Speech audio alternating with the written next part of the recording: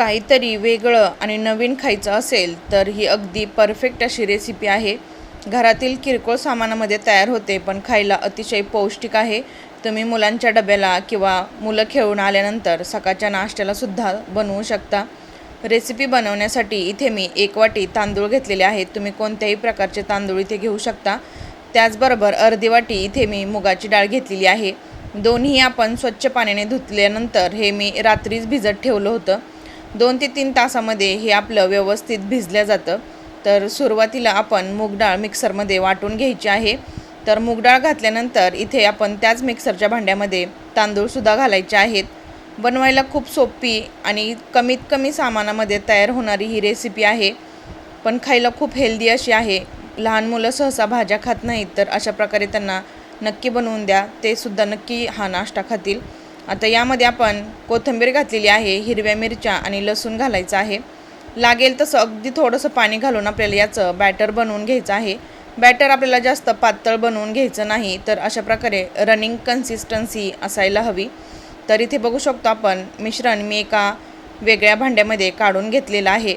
आता यामध्ये आपण काही भाज्या घालून घेऊया. तर भाज्या तुम्ही तुमच्या आवडीच्या कोणत्याही इथे वापरू शकता, पण मी इथे सगळ्यांच्याच घरामध्ये इझिली असणाऱ्या भाज्या वापरत आहे. तर इथे मी कांदा, टोमॅटो, शिमला मिर्च आणि गाजर किसून घेतलेला आहे. तुम्ही कोणत्याही भाज्या इथे वापरू शकता. आता यामध्ये काही मसाले घालून घेऊया. तर अगदी किरकोळ मसाले इथे वापरत आहे. धने पावडर घालायचे आहे, चिली फ्लेक्स, त्याचबरोबर चवीनुसार मीठ, पांढरे तीळ आणि इथे आपण चाट मसाला वापरणार आहे. तर इथे तुम्ही हळद अजिबात वापरायची नाही. हळद जर वापरली तर नाश्त्याचा रंग वेगळा येऊ शकतो, त्यामुळे इथे मी हळद वापरलेली नाही. तर लहान मुलं किती तिखट खातात त्यानुसार तुम्ही तिखटाचं प्रमाण कमी जास्त करायचं आहे. आता हे सगळं मिश्रण आपण व्यवस्थित एकजीव करून घेऊया आणि आता आपण पुढची प्रोसेस पाहूया. रेसिपी जरा जरी आवडली तरीसुद्धा चॅनलला एक लाईक नक्की करा. त्याचबरोबर तुमची एक छोटीशी कमेंटसुद्धा नक्की करा.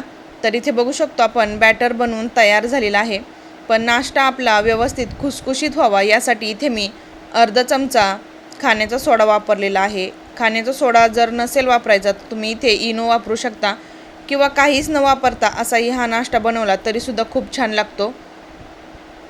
कढईमध्ये मी 1 चमचा तेल घातलेला आहे. आता तेल गरम झालं की अर्धा चमचा मोहरी आणि त्याचबरोबर पांढरे तीळ घालायचे आहेत. तुमच्याकडे कढीपत्ता जर असेल तर तो सुद्धा तुम्ही यावेळेस घालू शकता.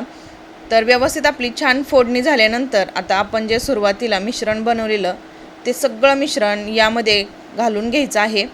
तर कढईमध्ये व्यवस्थित हे मिश्रण घातल्यानंतर पसरवून घ्यायचं आहे. जास्त पातळसुद्धा पसरवायचं नाही, थोडं जाडसरच ठेवायचं आहे, म्हणजे नाश्ता जेव्हा आपण तो पलटी करू तेव्हा तो तुटणार नाही. तर अशा प्रकारे व्यवस्थित आपण पसरवून घेतल्यानंतर वरून यावरती पुन्हा पांढरे तीळ घालायचे आहेत. पांढरे तीळ घातल्यामुळे यात जेव्हा आपण हा नाश्ता खातो तेव्हा त्याचे क्रंच खूप छान लागतात. तर अशा प्रकारे पांढरे तीळ घातल्यानंतर आता आपण वरची बाजू पूर्णपणे ड्राय होत नाही तोपर्यंत आपण हा नाश्ता पलटी करून घ्यायचा नाही. तर तुम्ही बघू शकता काहीतरी वेगळं खायचं असेल आणि हेल्दीसुद्धा असावा तो नाश्ता, तर ही रेसिपी अगदी परफेक्ट आहे. तर आता आपण पलटी करून घेतलेला आहे आणि दुसरीही बाजू आपण व्यवस्थित शेकून घेऊया. तर दुसऱ्याही बाजूने आपण व्यवस्थित तेल लावून घ्यायचं आहे, जेणेकरून खालची बाजूसुद्धा व्यवस्थित शेकली जाईल.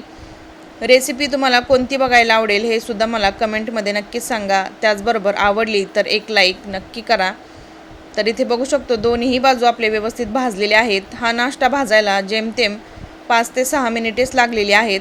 तर नाश्ता काढून घेऊया आणि आता आपण तो कट करून घ्यायचा आहे. तर तुम्ही बघू शकता झटपट मुलांच्या डब्यासाठी सुद्धा तुम्ही हा नाश्ता बनवू शकता. काहीतरी वेगळं आणि हेल्दी जर खायचं असेल तर अगदी परफेक्ट अशी ही रेसिपी आहे. नक्की ट्राय करून बघा. धन्यवाद.